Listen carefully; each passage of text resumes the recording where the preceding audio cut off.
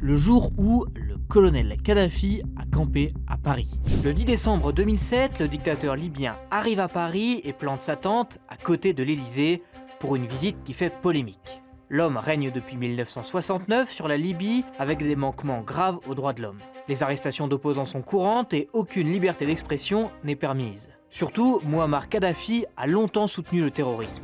Les enquêtes le désignent entre autres après les attentats de Lockerbie, 270 morts, et contre le DC-10 d'UTA, 170 morts.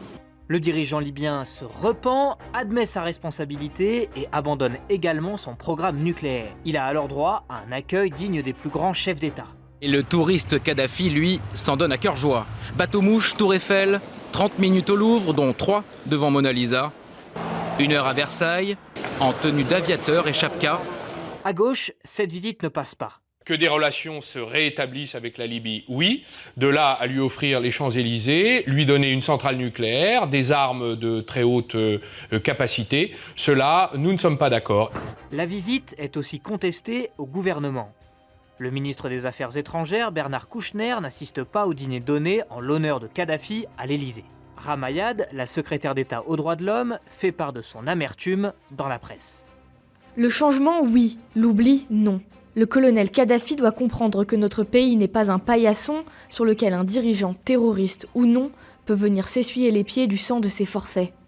Nicolas Sarkozy réplique dans un discours en marge de sa rencontre. C'est bien beau les leçons de droits de l'homme et les postures entre le Café Flore et le Zénith. Et j'ai dit au président Kadhafi combien il fallait continuer à progresser sur le chemin des droits de l'homme.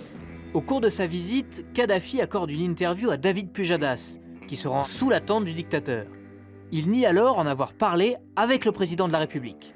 Tout d'abord, nous n'avons pas évoqué, moi et le président Sarkozy, ces sujets.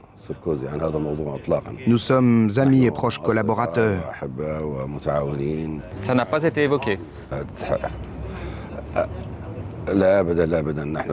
Pas du tout, absolument pas. Il attaque même directement la France à l'UNESCO. Avant de parler des droits de l'homme, il faut vérifier que les immigrés en bénéficient chez vous de ces droits. Si les soutiens du président Sarkozy mettent en avant la réussite économique de la conférence, avec 3 milliards d'euros de contrats signés environ, le départ du colonel Kadhafi se fait discrètement. Mouammar Kadhafi est parti presque en catimini. Personne du gouvernement pour le saluer. Quelques secondes après son décollage, le drapeau libyen a été plié.